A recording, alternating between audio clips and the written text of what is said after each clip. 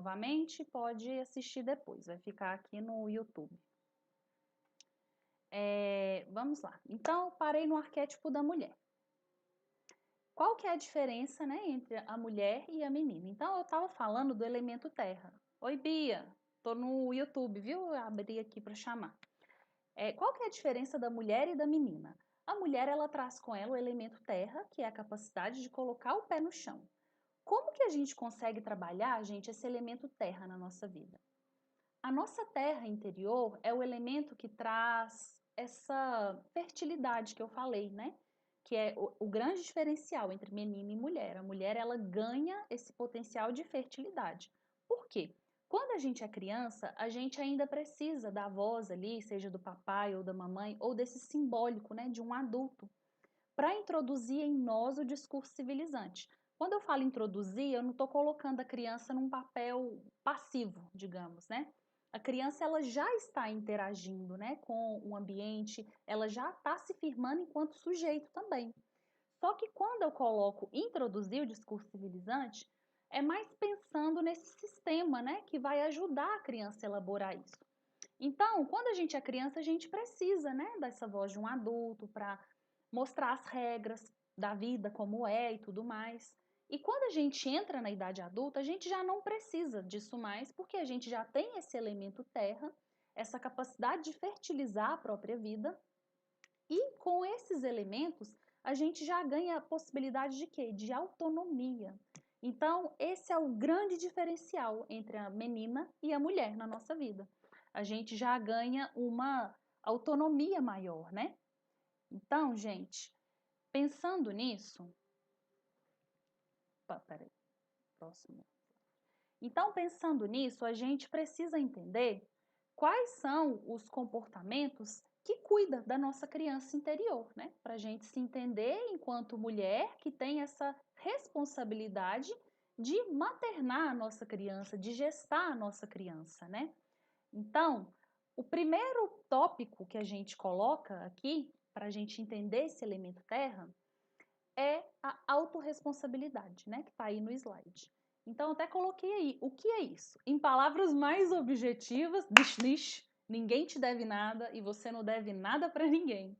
Isso é entender a autorresponsabilidade na nossa vida, né? É quando a gente se livra dessa necessidade da explicação, de ficar justificando e de ficar naquela coisa achando que a gente deve algo para alguém mesmo.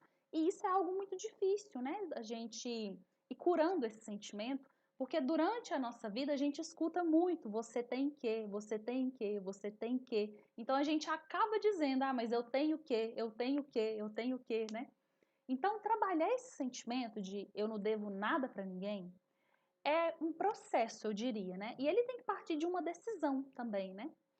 E, por um outro lado, trabalhar isso que ninguém te deve nada também é algo muito desafiador, porque a nossa criança, ela traz ali, né, esses elementos como se fosse uma que na vida adulta vira uma codependência emocional, né? Mas a criança, ela traz aquela necessidade do outro na vida dela. Quando a gente é criança, a necessidade é o quê? Ter o pai perto, ter a mãe perto, né? E ali no complexo de Édipo já começa essa separação, né? Então, quando a gente chega na mulher, a gente vai introduzindo outros elementos que substituem o pai e a mãe. E muitas vezes é o quê? Relacionamento afetivo, né? É a codependência afetiva. Então, trabalhar esse sentimento que ninguém deve nada para nós também é algo também muito desafiador, porque principalmente quando a gente está num movimento desvital da criança, a gente acaba trazendo esses elementos para a mulher na vida adulta, né? Então, é muito difícil, às vezes, a gente trabalhar essa autorresponsabilidade num conceito de autonomia na vida adulta. É basicamente trabalhar esse sentimento. Ninguém deve nada para mim e eu não devo nada para ninguém, né? Realmente colocar isso em prática na nossa vida é muito difícil, né? Porque nesse ninguém deve nada para mim, a gente ainda está nas cobranças também, né? Às vezes a gente está cobrando o pai, está cobrando a mãe, né? E está cobrando as outras pessoas à nossa volta, como se as pessoas realmente devessem algum tipo de sentimento ou de explicação, né, para nós. Então, gente, galera do Instagram, vem pro YouTube. O segundo ponto que eu coloquei aqui foi autoacolhimento e autocuidado. Então, eu até coloquei aqui. Como fazer isso? Validar os próprios sentimentos, ou seja, não é bobagem a forma que você se sente. E, gente, é tão difícil, né, a gente realmente acolher como a gente está se sentindo, cuidar dos nossos sentimentos, né? Porque a nossa tendência é o quê? Ah, bobagem, vou deixar isso pra lá. Ou não, né? Tem as pessoas que é bem encrenqueira também. Aí já entra o arquétipo da criança brigona, criança mimada, muitas vezes também, né? Mas tem esse outro, os dois é desvital, né? Mas tem esse outro arquétipo também, né? A criança ferida nesse sentido também. Ah, vou deixar pra lá, não vou falar nada. Então, isso é um movimento de não cuidar, né, da sua criança, né? É um movimento da mulher de não validar os próprios sentimentos. Outro ponto que também é autocuidado, falar não é autocuidado, estabelecer limites é algo cuidado, dizer a si mesmo que você é capaz, né? Não esperar que essa motivação venha do outro, né? Mas dizer a si mesmo que você é potente, que você pode, né? Então, esses elementos da nossa história é algo muito difícil às vezes, porque ele está muito relacionado com o primeiro item ali também, que é a autorresponsabilidade, né? Então, quando a gente ainda está esperando muito do outro, a gente acaba fazendo esse movimento, né, de esperar que o outro diga que eu sou capaz, e como a gente acaba também fazendo esse movimento de não estabelecer limite quando a gente está na justificativa ali, né, de achar que eu devo algo para alguém, então isso para mim, assim, é algo muito difícil, né, esse falar não, esse estabelecer limite, é algo que a gente vai se curando, a gente vai aprendendo à medida que a gente vai dando mais autoacolhimento, mais autocuidado, né, e vai escutando os próprios sentimentos. Então, vamos passar para o próximo aqui, né? Que é o futuro. Então, a gente falou da criança, né? A gente falou da mulher, né? Como que a mulher cuida da criança, né? Retomando esse ponto, através da autorresponsabilidade, através do autoacolhimento. Galera do Instagram, vem pro YouTube. Então, aqui a gente vai para o final agora. Vou até fechar aqui já. A gente vai para o final, que é futuro. Qual que é o seu desejo? Então, eu até coloquei aqui, ó, quando iniciamos um trabalho de autoconhecimento, a volta no passado é fundamental para compreender o presente. Porém, é preciso ter cuidado para não cair em posturas de justificativas. Ao trazer consciência para sua história, é preciso que você se pergunte: o que eu vou fazer com isso? É essa postura que traz força e encorajamento para a pessoa adulta que você é hoje. Então, gente, às vezes a gente fixa muito o nosso olhar ali, né, para o passado. A gente fica olhando, né? Ai, mas eu passei por isso, aquilo. E isso é fundamental, né, dentro de um processo terapêutico e de autoconhecimento, principalmente. Só que é mais fundamental ainda a gente aprender a sair desse lugar. Entender que as chaves, né, às vezes para transformação na nossa vida, ela não está olhando apenas para o passado. O olhar do passado ele faz parte. Só que eu preciso escutar qual é o meu desejo hoje, para eu entender qual é o futuro que eu quero construir, né? Por isso que eu pergunto isso aqui. Qual é o seu desejo, né? É você olhar para Foi mal, peraí, deixa eu tomar água. Chazinho de alecrim para ajudar nas ideias. É você olhar para esses elementos da sua história, olhar para o seu passado, olhar para aquilo que te aconteceu, olhar para essa mulher, entender como que você conseguiu se organizar, né, perante aquilo que te aconteceu hoje na sua vida. E a partir desse lugar, você começar a se perguntar, mas e aí? Qual é o lugar que eu quero estar? Que eu desejo estar, que eu mereço estar também? Porque se a gente não faz essas perguntas, a gente acaba se tornando refém da própria história. E aí é quando a gente é acometido por traumas, né? Que eu falei lá no início, né? Quando a criança se identifica com os medos, né? Então, quando a gente se torna refém da própria história, a gente acaba não enxergando o que a gente quer, o que a gente deseja, né? Porque às vezes a gente está naquele movimento de repetição ali.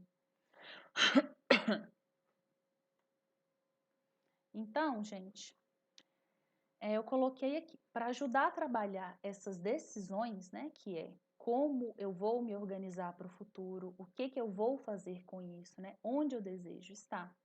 você pode fazer um contato com os seus desejos. O que você ainda deseja construir para a sua vida? Perceba que essa pergunta, fazendo essa pergunta, você sai um pouco do passado e começa a olhar para o futuro, né? Então, esses 3 tempos aqui é muito importante dentro do nosso processo terapêutico. Então, eu deixo uma atividade prática aí. Escreva aí no seu caderninho, né? Do autoestudo aí. Faça uma lista escrevendo suas vontades materiais e imateriais. Então, por exemplo, uma vontade imaterial. Eu quero me tornar uma pessoa mais, e aí é de cada um, é subjetivo, né? Mais atenciosa, mais próspera, mais, no meu caso, por exemplo, eu, Carol, preciso me tornar uma pessoa que coloca mais limites, por exemplo, né? É algo que eu tô trabalhando no meu processo terapêutico. E aí, um exemplo de processo material. Quero conhecer tal lugar. Quais são os lugares que você deseja conhecer, culturas, né? Quero adquirir tal coisa. É um exemplo de desejo material, né? Então, escreva uma listinha aí. Escreva a atividade para você escrever isso depois, né? Tudo isso que eu estou passando é para vocês retomarem após a aula. E aí, gente, eu quero deixar uma reflexão e uma atividade final. Então, é muito importante que... Deixa eu só olhar aqui como é que tá. Tá tudo ok, né? É muito importante que quando vocês começarem a retomar questões da vida de vocês, vocês comecem a visualizar. O que é urgente nesse momento? O que é não urgente? E o que é longo prazo? Quando a gente tem essa visualização, a gente tem mais direcionamentos para começar o que precisa ser feito, para fazer o que precisa ser feito, né? Então, eu deixo uma reflexão para vocês pensarem nisso, né? E uma atividade dentro disso. Ó. Busque uma situação que seja urgente de resolução na sua vida e que depende apenas de você. Pense naquela situação que precisa de um basta hoje mesmo. Esse é um exemplo de situação urgente. Esse é um exemplo de situação que só você pode te tirar desse lugar quando você olha para os seus sentimentos internos. Então, vamos buscar o que eu falei lá no início, né? Da lista de desejos imateriais, por exemplo. Quando você deseja trabalhar uma pessoa que vai estabelecer mais limites, por exemplo, você sai de situações que podem estar sendo tóxicas e abusivas na sua vida hoje. Então, esse é um exemplo de situação urgente, que depende apenas de você e que você precisa dar um basta hoje mesmo, porque se você não faz isso, isso pode comprometer a sua vida mais, e mais, né? Então, quero que você pense em apenas uma ação prática para começar a mexer nessa situação que é urgente na sua vida. E você pense em apenas uma, né? Para você não ficar perdida, porque a nossa tendência quando a gente olha para algumas situações na vida é pensar assim: nossa, ai, tem tanta coisa para fazer aqui. Então, vou me permitir não fazer nada, vou fazer isso aqui, parar de olhar para a situação. E dessa forma eu fico aqui na minha zona de conforto, né? Então, eu quero que você pense em apenas uma ação prática que vai te tirar desse lugar que você está hoje, que é urgente sair dele, e vai te levar a um outro lugar. E esse outro lugar é preciso olhar para o seu desejo, né? Onde você deseja estar, ok? Então, gente, para a gente fechar esse momento aqui hoje, eu trago um arquétipo aí, né, do tarô. Esse é o tarô de Marcella, é a carta do louco. O Jung, ele estuda, ele tem até um livro, eu esqueci o nome da autora, eu tô lendo ele agora, ele é até bem interessante, é o Jung e o tarô. E o Jung, ele estuda um pouco do tarô, né, no processo terapêutico. E a figura do louco, se vocês observar, o louco, ele carrega uma trouxinha aí, que representa o passado. O louco tem um cachorro, uma espécie de, não sei se é um cachorro, se é um gato, um animalzinho avisando ele alguma coisa. Mas repare o olhar do louco, ele olha para frente, ele não olha para trás. Só que nessa figura, essa trouxinha que ele carrega simboliza o passado dele. Ou seja, ele olha para frente carregando tudo aquilo que ele foi e aquilo que ele é naquele momento. E em alguns outros baralhos, o louco ele está na beira de um precipício, né? Ou seja, a carta do louco, ela realmente representa esse encorajamento para a vida que a gente precisa ter. E como hoje a gente está falando de coragem aqui, né? Eu senti de trazer ele porque às vezes a gente precisa trazer um pouco desses elementos aí do louco para nossa vida, né? A gente se lançar mesmo à beira de um precipício, nesse sentido simbólico, né? E olhar para frente, olhar para os nossos desejos, olhar para aquilo que é real, para a gente conseguir realmente alcançar aquilo que é o nosso real desejo, né? Então, gente, hoje eu fecho por aqui. Se alguém tiver alguma dúvida, alguma questão, pode me mandar aí. Não sei se o chat está aberto ou no direct, no Instagram. E na próxima aula a gente vai continuar essa temática de coragem, a gente vai trazer a temática medo, né? Porque para a gente entender, como eu falei lá no início, o que mina a nossa coragem, a gente precisa olhar para os medos, né? E aí, eu tô lançando uma jornada de outono, vou abrir ela em março ainda, mas eu vou dar algumas vagas para quem estiver aqui comigo toda quarta-feira. Então, se você deseja participar, você participou hoje, me manda um direct lá no Instagram. E é isso. Muito obrigada pela participação. Se alguém tiver alguma questão, pode mandar aqui. E antes da gente fechar, eu queria fazer uma meditação rapidinho. Um passo de cada vez. Isso mesmo, Glaucia. Então, gente, vamos para a meditação, né? Para a gente fechar esse momento. Vai buscando uma postura confortável aí, ajeitando o bumbum na cadeira, peito para frente, ombro para trás. Vai buscando uma inspiração consciente, soltando o ar pela boca.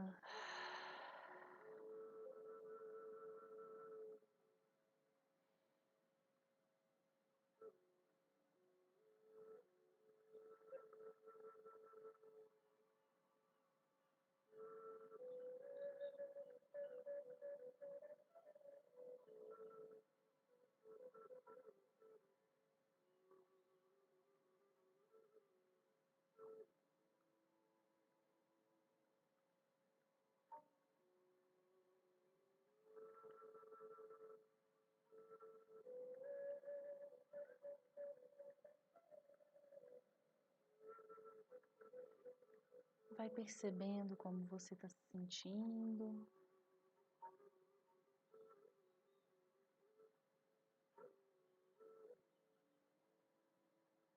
Vai buscando uma palavra que defina o seu estado de presença nesse momento.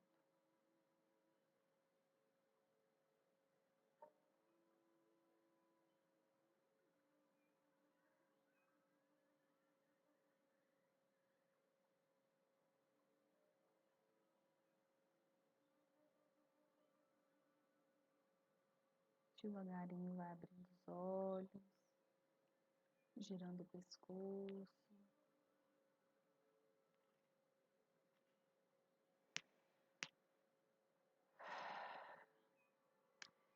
E anote essa palavra no caderninho e compare com a primeira palavra que você escreveu lá na nossa meditação inicial, para você perceber a maneira que você entrou, a maneira que você está saindo. E é isso, gente. Desculpe aí pelos contratempos que houve. Queria agradecer muito a presença de vocês aqui hoje. Essa primeira aula, a gente espera que a próxima seja melhor, né? Eu já vou estar um pouco mais treinada, eu espero, nessas ferramentas digitais. Eu que agradeço, meninas, Maiara, Marcela, Gláucia, muito obrigada, viu, pela participação. Vou fechar aqui.